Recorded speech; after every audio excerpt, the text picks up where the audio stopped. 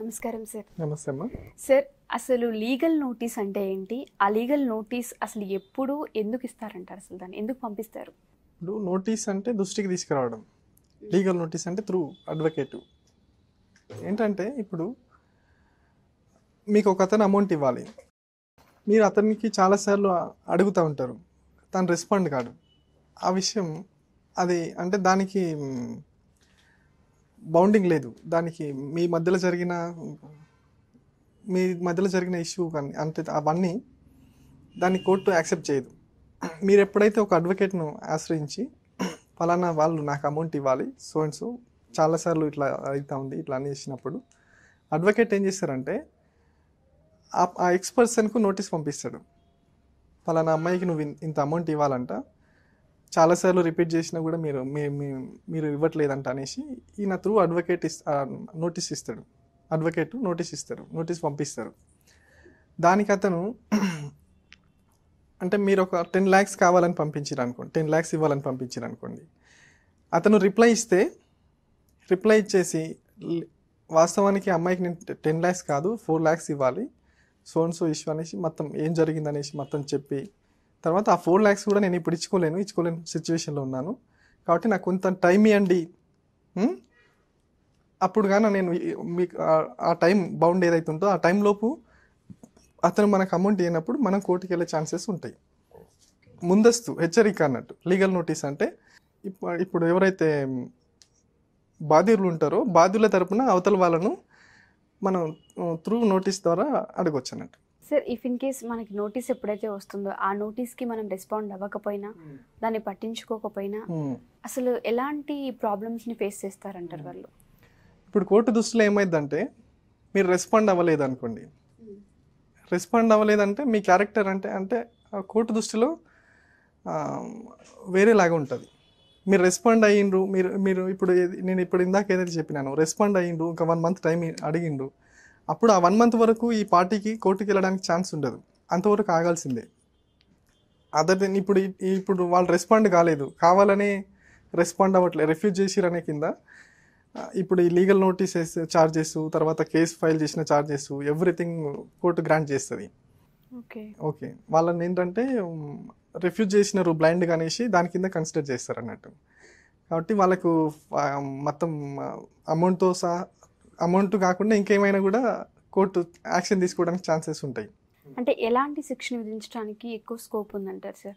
ఈ మధ్య కాలంలో మనం చూస్తున్నాం, సమన్లు జారీ చేసినా కానీ నోటీసులు పంపించిన ఈ ప్రాసెస్లో చాలామంది ఫస్ట్ టైం సెకండ్ టైంకి ఎవరు రెస్పాండ్ అవ్వట్లేదు. సో దానికి సంబంధించి అసలు వాళ్ళ నెగ్లిజెన్సీకి అసలు కోర్టు ఎలాంటి శిక్షణ విధించే అవకాశం ఉంటుంది అంటారు? ఇప్పుడు సమన్లు వేరు, నోటీస్ వేరు.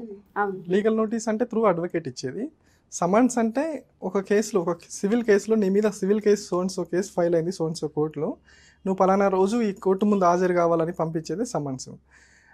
అది నువ్వు రిఫ్యూజ్ చేస్తే కూడా అంటే 3 times అట్లా చేస్తారు. తర్వాత ఏమైందంటే ఆ లోకల్లో ఏదైతే గవర్నమెంట్ ఆఫీసర్స్ లేకపోతే విలేజ్ రెవెన్యూ ఆఫీసర్ ఏదో సంథింగ్ ఎవరన్నా ఉంటే వాళ్ళ ముందర మీ ఇంటికి స్టిక్ చేసి పలానా వాళ్ళ ఇంటికి స్టిక్ చేసినాము అయినా వాళ్ళతో వీళ్ళు రాయించుకుంటారు అన్నట్టు.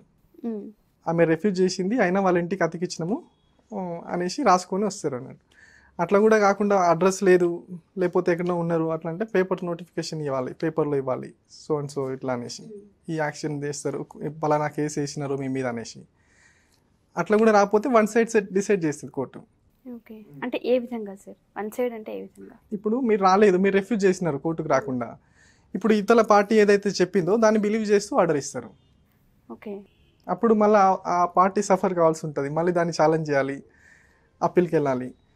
అప్పీల్కి వెళ్ళేసి ఏ రీజన్స్లో నువ్వు అటెండ్ కాలేదు, ఎందుకు రిఫ్యూజ్ చేసినావు అని ఎక్స్ప్లెనేషన్ చేస్తూ నీకున్న రైట్స్ ఏందో మళ్ళీ అప్పుడు నువ్వు కోర్టుకు చెప్పుకోవాలి. ఇంకా అదంతా పెద్ద ఇష్యూ అన్నట్టు. సార్, ఇఫ్ ఇన్ కేస్ ఈ నోటీసులకు సంబంధించింది ఒక వైఫ్ అండ్ హస్బెండ్ కాకుండా ఎలాంటి సిచ్యువేషన్స్లో లీగల్ నోటీసులు వెళ్తాయి ఎక్కువగా? ఫ్యామిలీ మ్యాటర్ అయినా, తర్వాత ల్యాండ్ ఇష్యూస్ అయినా, ఇంకా సివిల్ మ్యాటర్ ఎనీ డిస్ప్యూట్స్ అన్నట్టు, ఈవెన్ ఎన్ఐ యాక్ట్, తర్వాత లోన్స్కి సంబంధించి అంటే ఇప్పుడు మోటార్ వెహికల్స్ యాక్ట్లో sale gift deeds, sale deeds, తర్వాత గూడ్స్ యాప్ యాక్ట్, అందులో చాలా సివిల్ డిస్ప్యూట్స్ ఏదైతే ఉందో అన్నిట్లలో కూడా నోటీస్ ఇవ్వచ్చు. ఓకే. కొన్నిటికేమో మ్యాండేటరీ ఉంటుంది, కొన్నిటికి మ్యాండేటరీ ఉండదు. ఇప్పుడు ఎన్ఐ యాక్ట్ ఉంది అనుకోండి, మనీ మ్యాటర్ అనుకోండి, కంపల్సరీ నోటీస్ ఇవ్వాలి. ఆఫ్టర్ నోటీస్ 15 daysలో కేసు ఫైల్ చేసుకోవచ్చు. ఇప్పుడు డైవర్స్ కేసులు ఉన్నాయి, వీటికైతే అంటే అది మ్యాండేటరీ కాదు, లీగల్ నోటీస్ అనేది మ్యాండేటరీ కాదు. సార్ దీనికి సంబంధించి చాలామంది అప్రోచ్ అవ్వాలనుకుంటూ ఉంటారు. చాలామందికి న్యాయస్థానాన్ని సంప్రదింపులు తీసుకొని ముందుకెళ్ళాలనుకుని చాలామంది ఉంటారు. మరి అలాంటి వాళ్ళకి మీరేమైనా అవైలబుల్గా ఉంటారా? అంటే వాళ్ళ సైడ్ నుంచి మీరు ఆ కేసుని వాదించడానికి కానివ్వండి, తీసుకోవడానికి ఏమైనా అవకాశం ఉంటుందా? మరి 100% అవైలబుల్ ఉంటామమ్మా. మేము సర్వీస్ చేయడానికే కదా వచ్చింది. 100% అవైలబుల్ ఉంటాము. వాళ్ళ ఎప్పుడైనా ఎనీ టైం మేము సర్వీస్ చేయడానికి రెడీగా ఉన్నాము. సార్ ఫ్యామిలీ లా అంటూ ఉంటారు, అంటే ఫ్యామిలీ యొక్క చట్టం అని అంటూ ఉంటారు కదా. అసలు ఫ్యామిలీ చట్టం అంటే ఏంటి? అసలు ఆ చట్టం కింద ఏ ఏ కేసులు వస్తాయి? ఎలాంటి కేసెస్ని మనం వేసుకోవచ్చు? ఫ్యామిలీ చట్టం కింద కేసు పెట్టాలంటే ఎలాంటి కేసెస్ని మనం దాని కింద పెట్టవచ్చు అంటారు? ఇప్పుడు ఫ్యామిలీ లా అంటే మనం కైండ్ ఆఫ్ లాస్ ఏంటంటే పబ్లిక్ లా ఉంటుంది, ప్రైవేట్ లా అని ఉంటుంది, తర్వాత పర్సనల్ లా అని ఉంటుంది. ఇది ఫ్యామిలీ లా అనేది పర్సనల్ లా కిందకి వస్తుంది. పర్సనల్ లాస్ అంటే మనం ఏదైతే బిలీవ్ చేస్తున్నామో, మన మతం కానీ, మన కులం కానీ, మన ఆచారం సాంప్రదాయం, ఇవి మన కస్టమ్స్, వీటన్నిటి బేస్ చేసుకొని ఉంటుంది పర్సనల్ లా అనేది.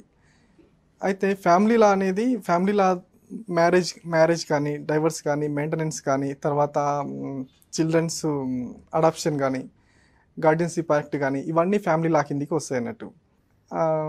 మనకు ఇది ఫ్యామిలీ లా కోడిఫైడ్ కాకముందు కూడా లా ఉన్నది. కోడిఫైడ్ అయిన తర్వాత ప్రతిదానికి అన్ని విభాగాలుగా డివైడ్ చేశారు. ఇప్పుడు మన హిందువులు అయితే హిందూ మ్యారేజ్ యాక్టు, తర్వాత ముస్లిమ్స్ అయితే ముస్లిం మ్యారేజ్ యాక్టు, అదే క్రిస్టియన్స్ అయితే క్రిస్టియన్ మ్యారేజ్ యాక్టు. ఇప్పుడు హిందూ మ్యారేజ్ మీరు ఒక కపుల్స్ హిందూ మ్యారేజ్ అండర్లో మ్యారేజ్ చేసుకున్నారు అనుకోండి, హిందూ మ్యారేజ్ యాక్ట్ కింద డైవర్స్ పిటిషన్ మూవ్ చేసుకోవచ్చు. క్రిస్టియన్ మ్యారేజ్ అంటే క్రిస్టియన్ మ్యారేజ్ పరంగా లేదు, అది కూడా కాదు, ఒక హిందూ ఒక క్రిస్టియన్ మ్యారేజ్ చేసుకున్నారు అనుకోండి, ఇండియన్ డైవర్స్ యాక్ట్ అని ఉంటుంది, దాని కింద పిటిషన్ మూవ్ చేసుకోవచ్చు. మనకున్న రైట్స్ ఎట్లా ఉంటాయి, కోర్టు ద్వారా ఈ ఇష్యూస్ను ఎట్లా సాల్వ్ చేసుకోవాలని చెప్పేదే ఫ్యామిలీ లా. అది మ్యారేజ్ ఇష్యూ కానీ, లేకపోతే డైవర్స్ ఇష్యూ కానీ, తర్వాత మెయింటెనెన్స్ ఇష్యూ కానీ, తర్వాత ఇన్హెరిటెన్సీ మన వారసత్వ ఆస్తుల విషయంలో కానీ, చిల్డ్రన్స్కి ఏదైతే మెయింటెనెన్స్ ఇస్తారో చిల్డ్రన్స్ గార్డియన్షిప్ యాక్ట్ కానీ, ఇవన్నీ ఫ్యామిలీ లా కిందకే వస్తాయి. సో మనకి ఇన్ కేస్ ఏదైతే మన ఫ్యామిలీ నుంచి వచ్చిన ఆస్తులే కానివ్వండి, కొంతమందికి పేరెంట్స్ నుంచి, కొంతమందికి తాతలు ముత్తాతల నుంచి ఇలా ఆస్తులు అనేవి వస్తాయి. ఈ పంపకాలు ఏదైనా ఇష్యూస్ అయినా ఆ ఇష్యూస్ అన్ని ఈ చట్టం కిందే మనం పెట్టుకోవాలంటారా? కంపల్సరీ ఇదే చట్టం కింద పెట్టుకోవాలి. అంటే అందులో ఉంటుంది అన్నట్టు, మీరు ఏ టైప్ ఆఫ్ లీగల్ హెయిర్ అనేది మీకు ఎంత ఉంటుంది అనేది ఉంటుంది. దాన్ని బట్టి మీరు క్లెయిమ్ చేసుకోవచ్చు. ఓకే. మీ తాతగారి ఆస్తిలో, మీ నాన్నగారి ఆస్తిలో, అదన్నీ హిందూ అంటే మీరు ఫ్యామిలీ లా కిందను ఉంటుంది, అది కోడిఫైడ్ అయిపోయి ఉంటుంది అన్నట్టు. మీరు హిందూ అయితే హిందూ, లేదంటే సక్సెషన్ యాక్టు, వీటి కింద తీసుకోవచ్చు. వీటి కింద వీటి ద్వారా మీరు కోర్టును అప్రోచ్ కావచ్చు. కోర్టు ద్వారా మీరు ఆస్తులకు సంబంధించిన బెనిఫిట్స్ పొందవచ్చు. సార్ ఫ్యామిలీ చట్టంలో ఇదే కాకుండా భార్యాభర్తల సమస్యలే కానివ్వండి, పేరెంట్స్ అండ్ పిల్లలకు సమస్యలు కూడా ఉంటాయి. ఆ సమస్యలు కూడా దీని కిందకే వస్తాయంటారా? 100% దీని కిందకే వస్తాయి. ఓకే. ఇప్పుడు డైవర్స్ కానీ, మెయింటెనెన్స్ కానీ, తర్వాత పిల్లల గార్డియన్షిప్ కానీ, ఇప్పుడు భార్య విడిపోతారు, భర్త విడిపోతారు, వీళ్ళని ఎవరు అండర్లో ఉంచాలి, ఎవరు గార్డియన్షిప్లో ఉంచాలి, ఇవన్నీ కూడా ఫ్యామిలీ లా కిందకి వస్తాయి. గార్డియన్షిప్ యాక్ట్ కూడా ఫ్యామిలీలో వన్ ఆఫ్ ది పార్ట్ అన్నట్టు. Thank you sir, thank you so much. చాలామందికి వాళ్ళకున్న ప్రాబ్లమ్స్ కానీ, వాళ్ళకున్న ఇబ్బందులు కానీ ఏ కేసు కింద, అంటే ఏ చట్టం కింద పెట్టుకోవాలో తెలియక కన్ఫ్యూజన్ అవుతూ ఉంటారు. సో ఈ ఎపిసోడ్స్ ద్వారా వాళ్ళకు ఒక క్లారిటీ అయితే వస్తుంది. Thank you sir. Thank you అమ్మా.